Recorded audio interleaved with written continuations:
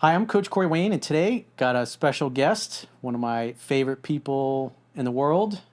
And what I love about Jon of kineticconsulting.net, Jon Dufresne, is that he loves what he does.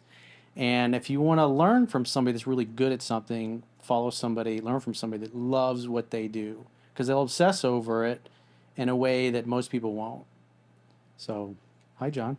What's up, dude? Thanks for coming over, man. Yeah, man. So today we're going to talk about what is the starting point for, should you start with pistol? Should you start with rifle?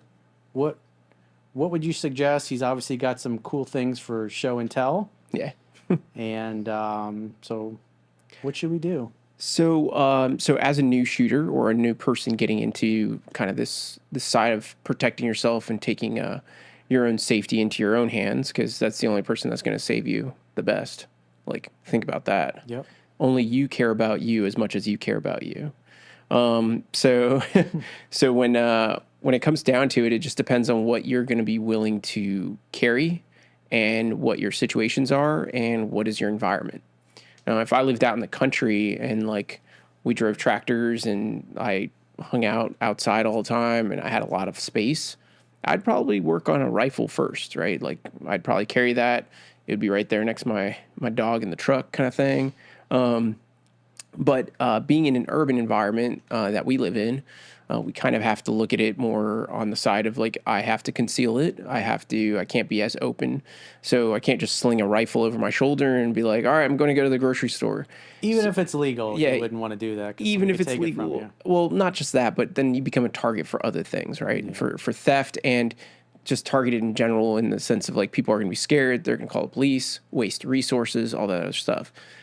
So a handgun makes more sense where I can conceal it under a shirt or in a bag and make it unbeknownst to the person next to me in the store that may hate guns, not even know that I'm armed. And in the grand scheme of things, I would actually protect them from somebody that would want to hurt people inside that place.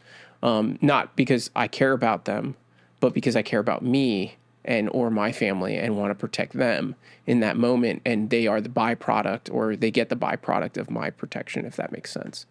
So depends on your environment.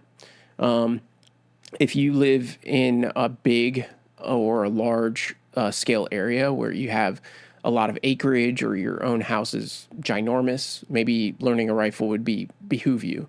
It is easier to use, although it's more cumbersome. Where a handgun takes a little bit more time and practice and effort, and you have to be very conscious when you do so to learn it, but you can carry it almost everywhere.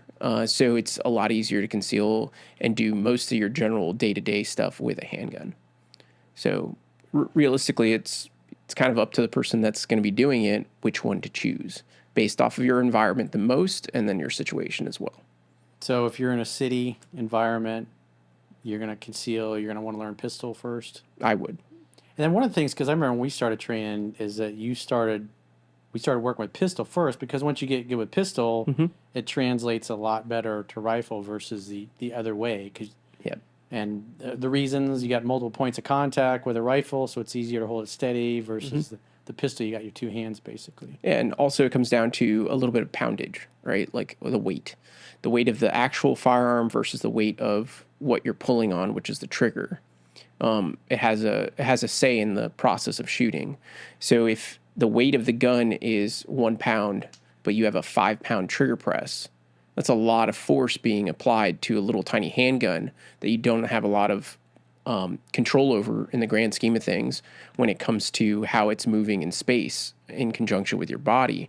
Where a rifle, being something that has probably a 2.5, 3-pound trigger pull, but weighs around 7 to 8 to 10 pounds, depending on what you put on it, you have a huge disparity there where they're almost opposites, and you have more points of contact. So learning a handgun prior to learning a rifle is usually a lot simpler, and the fundamentals of shooting go hand in hand with each other. They're just slightly different. So it would be the difference between me driving a go-kart. The fundamentals of driving are understandable in a go-kart, but driving an actual vehicle It's slightly different. There's a little bit more things involved. It's a little smoother usually. It's more reactive to you. So it's the same kind of concept where if you can drive a go-kart, you could definitely drive a vehicle. But if you could drive a vehicle, right, like a normal car, you can easily drive a go-kart. So it's kind of learning the two different things, but the fundamentals aren't any different, if that makes sense. So going to the website, if you're looking for a class or want to go to a class or take a class, you can just scroll down on the homepage and you can see all the classes that I have going on in 2022, 2023 so far. It's a living document, so it just continues to like grow, or when a class passes, I delete it off of there. But let's say you wanted to go to any of these, like let's say Weaponized Geometry and Vero Beach, you'd click it and it would take you right to the Weaponized Geometry page, and you would just have to select which date, depending on which dates were available. And if it's lighter gray color, that means it's out of stock, so you wouldn't be able to do it because these classes sell out pretty quick. But you can be notified if a slot opens up and somebody canceled on me. And as long as there's enough time to fill the spot, you would get notified and you can pay for your spot in the class. But every class is like this, where you can click right onto it from the schedule and it'll take you right to all the available classes and dates and locations. And they're all over the US. And if you see one that you want to do and it's not anywhere near you and you have the ability to host or have the facility to host, that's where you would go to that hosting tab again and go through that process of hosting. It's actually very easy. I'm not very high maintenance when it comes to things. I rather get more people to come learn than make it so complicated that people can't learn, right? They're not going to be willing to go through the hoops to get me there to actually go through the process of learning.